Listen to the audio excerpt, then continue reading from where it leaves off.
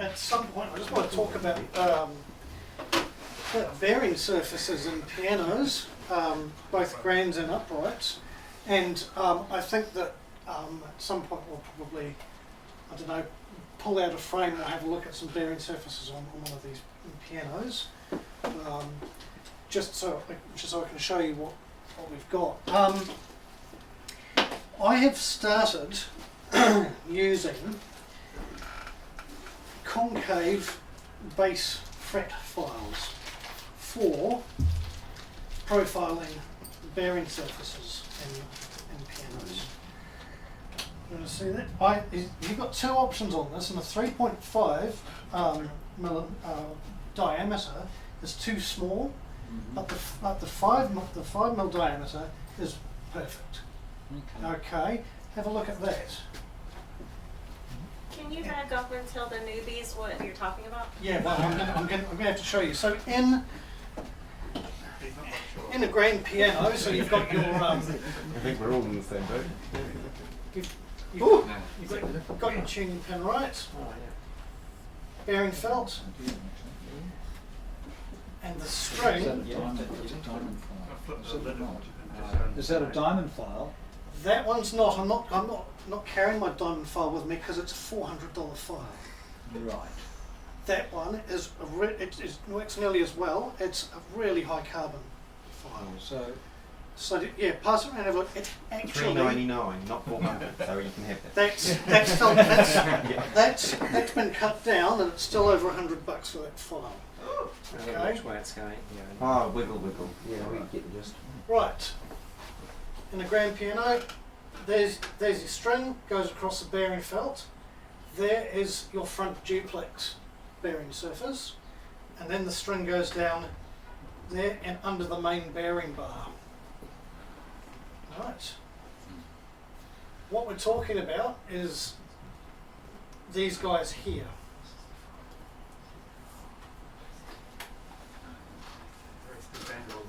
Right. Now I'm able to basically tell you that the last two pianos that I've experienced, Stephen, you've just seen one. How even was that tonally throughout the treble? This is the Steinway. Yeah. Yeah, really Okay. great. So when you actually get a magnifying glass and have a look at what they've even got, unless it was CNC milled from the factory, they're not round.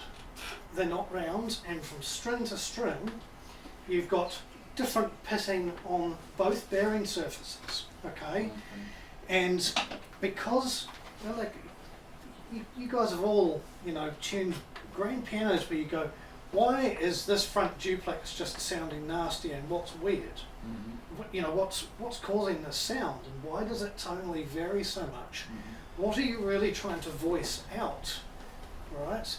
You actually, it's not round. Even these aren't perfectly round. Well, I'll file one down for you. You can see, but it's only once you are using that file that you can figure out how out of round they really are. Okay, so I'll show you what I'm doing. Do you have a vice or something, Andrew, or? He drinks too much? I don't know. Yes. Yeah. Probably a personal question. It's not to ask. Yeah. I think it's craft beer and coffee for that, right? There you go. He does a shit.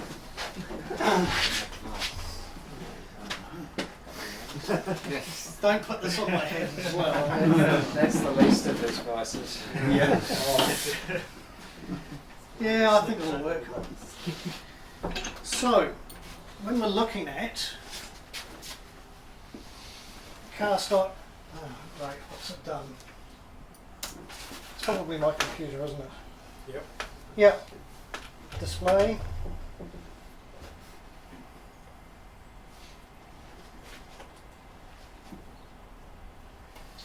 Should have bought a Mac. I'll tell you what, you give me the money. Well, don't spend it on those bloody $400 diamond things. You'll never know.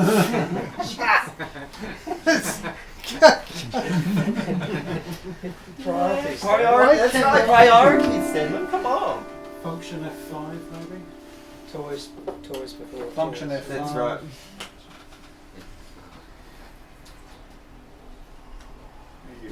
Yeah. Yeah. You're on. Right. Let's say that we're. So I've just chosen images that are all at 400 microns of magnification.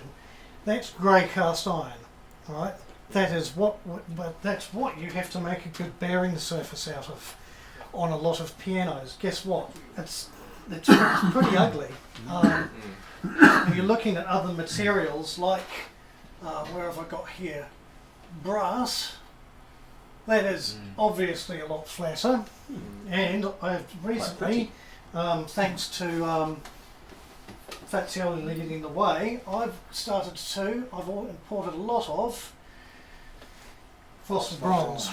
I'm now using National wood bearing surfaces as well, but I can show you how I'm doing both of those bearing surfaces. Has somebody got that file? Yep. Yep.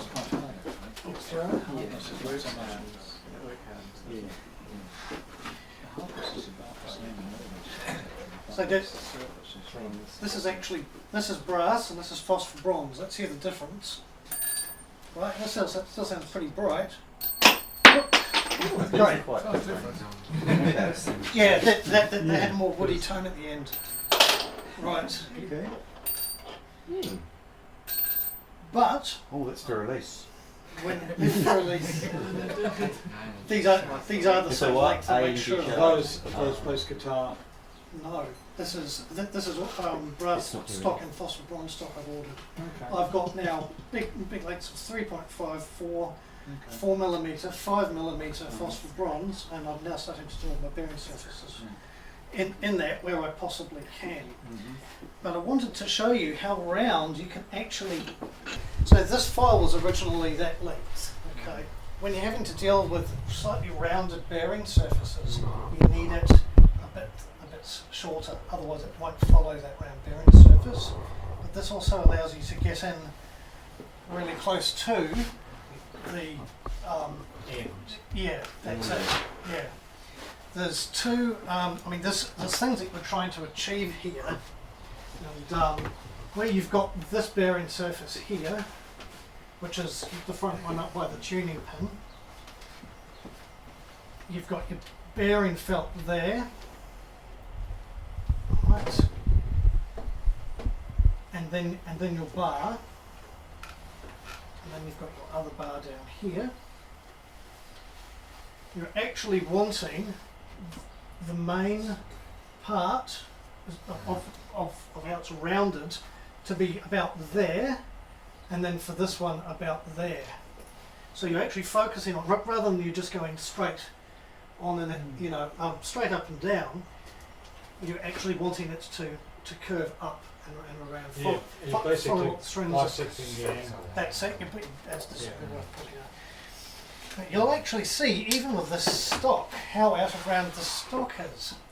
It's not until you're getting bright light and magnifying glass on it that you can actually see, oh, hang on, this wasn't round at all. But this file is correcting it. So that I'm not even going to say that this is the perfect radius at 5 mil, but I'm going to say that it actually leaves it consistent. The last two Steinways that I've done have got no sizzling notes, nothing. Okay, and they sound tonally really, really even. So this cuts beautifully. It doesn't chatter. The diamond one's just lovely. Okay, but you'll actually be able to see that this has even taken high spots off of this rod. Amazing. Yeah. Then Where are we?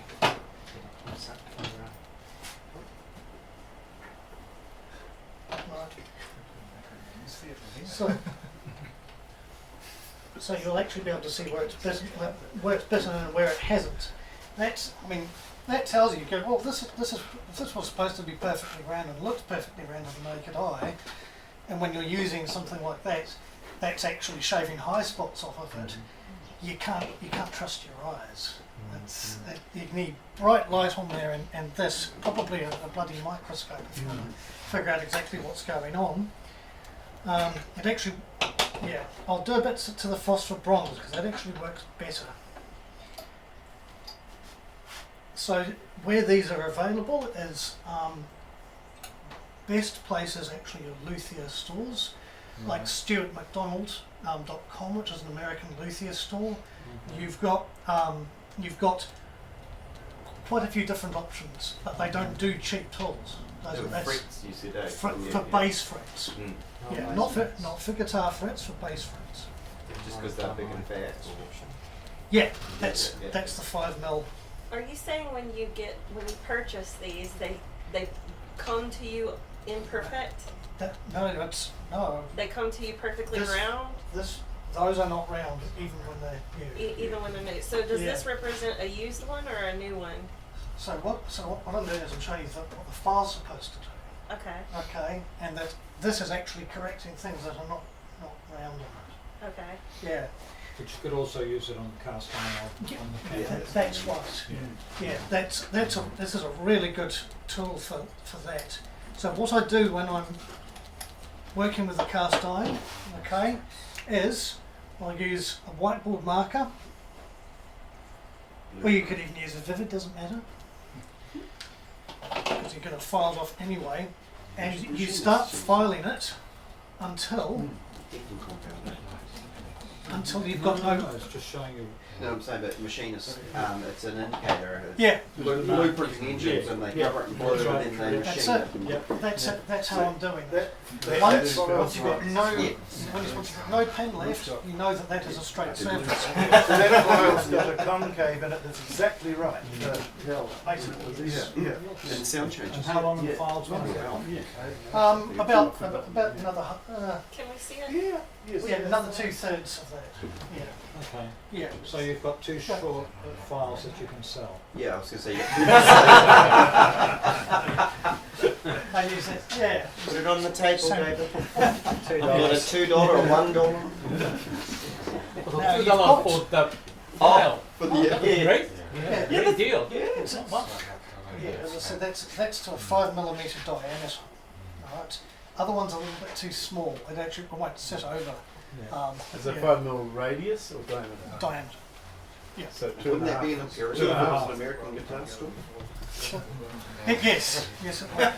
Can you translate, please? So what I'm doing, To be right, imperial, you need a king, and the Americans haven't got one. if we're thinking about this as a bearing surface, is Some of them think. King Donald? I'll be putting this blue felt on, and you're working until it is evenly taken all of this blue off. And a faster way to do this is initially you're doing it with that file, and then you're coming over that way. And if you do this around about sort of 10 times on any of these cast iron bearing surfaces, you're already getting really close. So do you remember the amount of time that we used to use with an oil stone? Yeah. But my question is, apart from dropping my phone, Yeah. is when you showed us that image of cast iron and it had large pits in it, Yes, but you're firing off the high bits, but you're never going to get rid of pits all the way that's through. right. How does that work? Okay, well, what Ron Overs has been doing is case hardening, right? But that doesn't actually necessarily, it changes how hard the surface of the structure is, but it's still always going to look like that. So that's why it's so hard for you to assess with your eye, or even with a microscope or anything, about whether or not it's genuinely round. Yeah. So you have to trust something that is genuinely round, Yeah, and it'll even get close. yeah. But cast iron is not a good. No. It's not good for that. It's great for lots of other things on pianos, Yeah. but it's not good for that. So ideally you would machine the cast iron, put a slot in it. Phosphor bronze. Yeah, I'd love to. That's the old. yeah, Yeah, yeah. yeah. So that So you're not using cast iron bearing. Yeah. They have phosphor bronze is They have a phosphor bronze cast pinned to the bottom of the capo bar. Oh, right. Yeah. Doesn't move.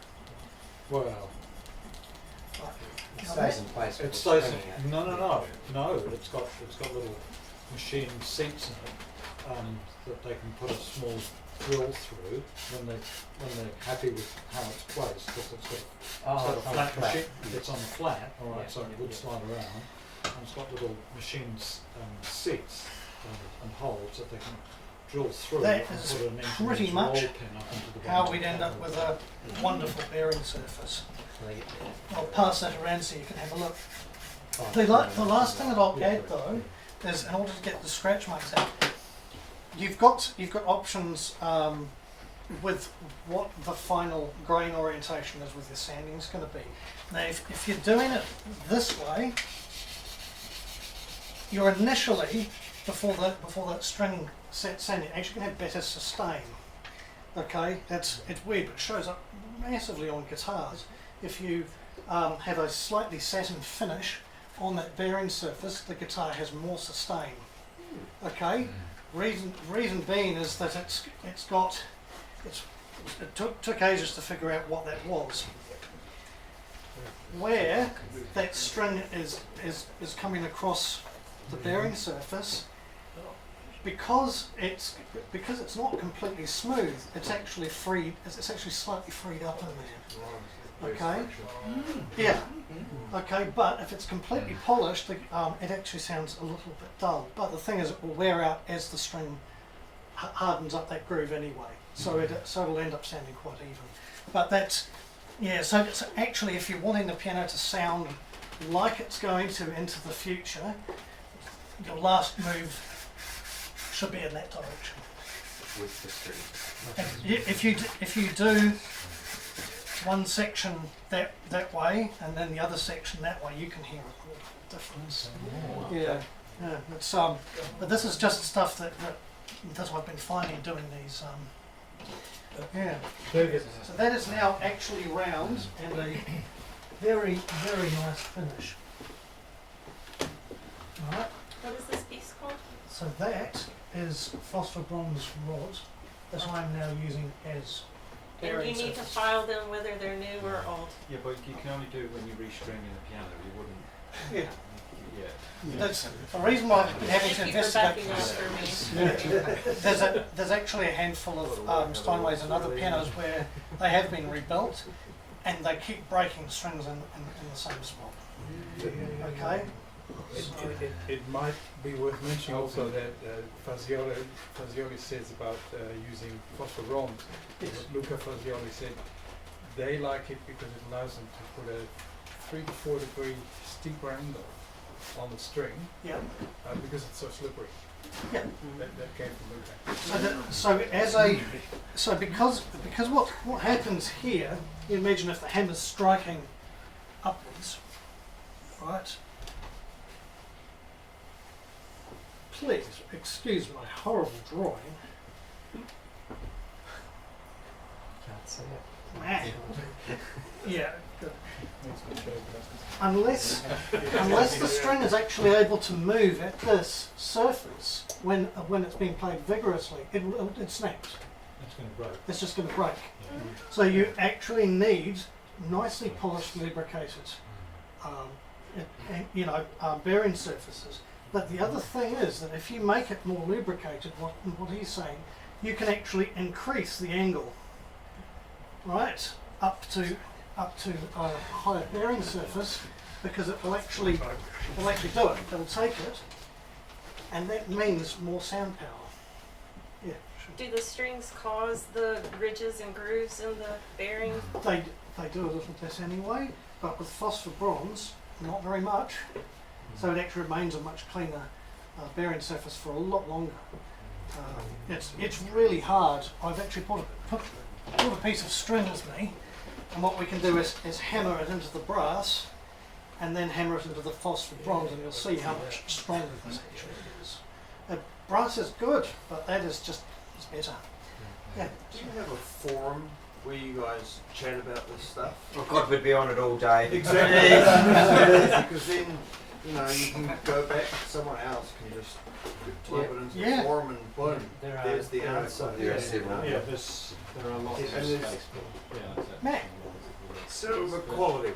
You're reminding me of the guy, the American guy who's always banging on about the V-bar and the shape of it. He says, no, it's called a V-bar for a reason, and it needs to be very small, and it needs to be sharp edges and pointed in the shape of a V. So, compare and contrast. Interesting that.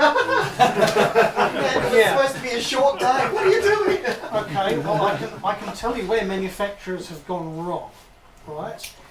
Sure, maybe theoretically that would be better than a number of manufacturers. I swear to you that a Kawai RX series piano V-bar probably looks like that, and it's soft. And guess what? It just breaks strings all the time because the string, and it also sounds quite dull. Okay, and that's so the string's going across here, right? And the more you're tuning it, the more it beds in. And then until one day, bang! And that once they start breaking, you're going to need to put Paulello XMs in there because it's actually just too soft. Yes, the strings beds in, but actually soft and wide is not just dull, but it's going to break strings. Okay, but if you make it too sharp, yes, it's going to cut straight through the string as well. So what we're looking for is a nice even compromise between the two. Because in my opinion, it would work harden too quickly to be I think the string would already just start cutting into it. Just start cutting into it. So the point that I'm trying to make about using this file is getting that curve consistent the whole way down all of the treble bearing surfaces, and not just for the speaking length, but also for the front duplex. Okay, because once you've got them all even, it's really like, where's that zinging sound that you always get on some notes, even when the piano's been freshly restrung, you just, no, this is all sounding quite even, really, really even actually. So that's what I wanted to talk about. You've got a whole lot of factors. At the moment, these are too soft. Sounds horrible. It's going to break strings. The moment they're too sharp, it's going to break strings again. I mean, you're actually talking about, that's like a knife blade on the string. Of course, if the hammer's, just right next to it, eventually bang. You don't control that. So you're not going to put the phosphor bronze in the situation there, right? That's usually where I put it there. And if I really thought this was a nice piano, I would grind that off and actually seat a phosphor bronze. There are plenty of older English grands, for example, Wellnose and things like that, where that's provided for, but they put a brass rod in. Right, so that's an easy exchange.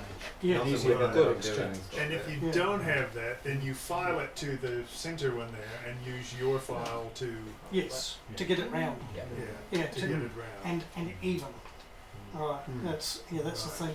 They probably had that kind of thing, because a lot of the older pianos, like you say, we've just got a 1920s little Nelson Wigan Chicago thing in, and it's only 54 notes, but it's got all of that. It's got a rod through and everything, and I'm going to replace it out and all that. And yet all the newer pianos, obviously it was cheaper to manufacture without putting all that extra in, and that's why we have what we've got. But they went away for it, but it's great that it's coming back again. Well, they didn't go there in the first place because the casting of the bottom of the V-bar, of the capo, is so tricky in the casting process. Can't get it. You can't get it thin enough. And I mean, it's a different conversation, but that's all about capo hardening. Which of course, if you look at the current production Steinways, they're all plus phosphorus. quench. They're all quench hardened, just like one of those was. You can see it there. It's just more consistent. That's so you've got your brasses, copper and zinc. Right. Phosphor bronze is copper, right, and then the tin typically varies. I think sort of between 7 and 11%, and then phosphorus is around 1% or something like that. But those, tin is Soft. Yeah, but once it's put in like that, but it's the reason why phosphorus bronze is so good is it's so lubricative against steel. It will just run against it and tune beautifully forever. Any issue?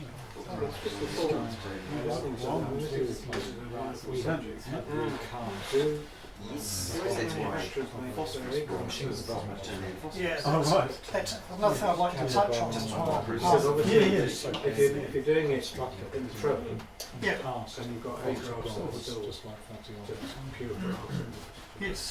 then you've still got the same issue. Yeah. So obviously, it would make sense Tim, to make the A graphs so lost lost the weight. Is that happening? I It's just a question.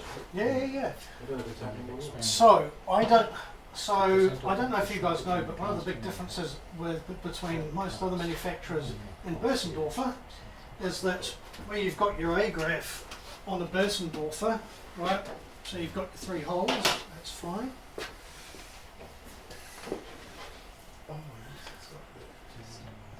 Normally,